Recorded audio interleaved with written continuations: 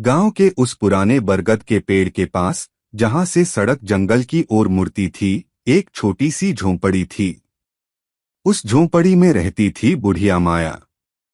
गांव वाले उसे अचार वाली दादी कहते थे, पर बच्चे चुपके से चुड़ैल कहकर बुलाते थे।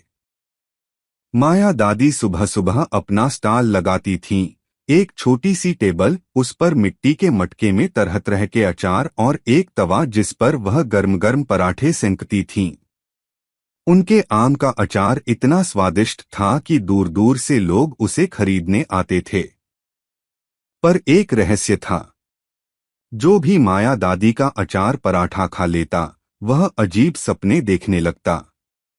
रामू काका ने खाया तो उन्हें लगा कि वह उड़ रहे हैं। सीता बुआ ने खाया तो उन्हें लगा कि वह पेड़ों से बातें कर रही हैं।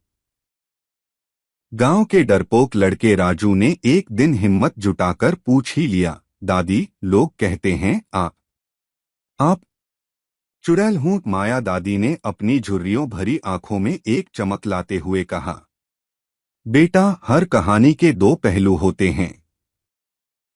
उस रात राजू ने देखा कि माया दादी अपनी झोंपड़ी से निकलकर जंगल की ओर चली गईं। उत्सुकतावश राजू भी पीछे पीछे चल पड़ा। जंगल के अंदर एक खुले मैदान में माया दादी ने अपनी लाठी जमीन पर मारी और अजीब सी आवाजें निकालनी शुरू कर दीं।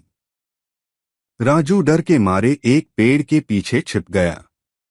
तभी अचानक चारों ओर रोशनी फैल गई। छोटे छोटे प्रकाश के गोले हवा में तैरने लगे।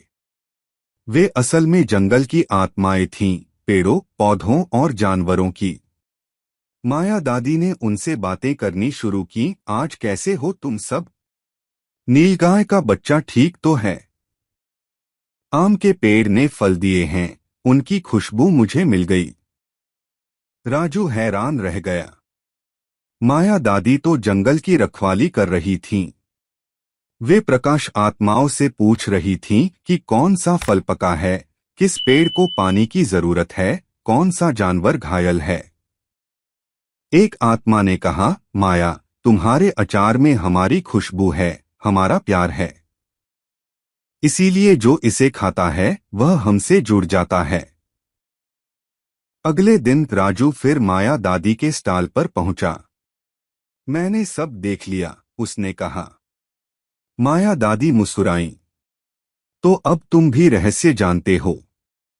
देखो बेटा, मैं चुड़ैल नहीं, जंगल की दोस्त हूं।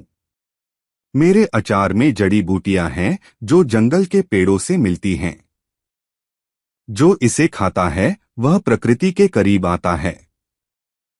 पर लोग डरते क्यों हैं? क्योंकि अज्ञात से डरना इंसान की फितरत है।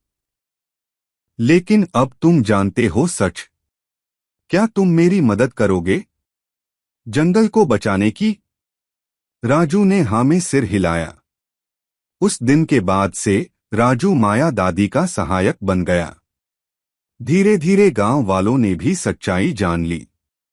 माया दादी का अचार पराठा अब डर का नहीं, बल्कि जंगल और इंसान के बीच के रिश्ते का प्रतीक बन गया।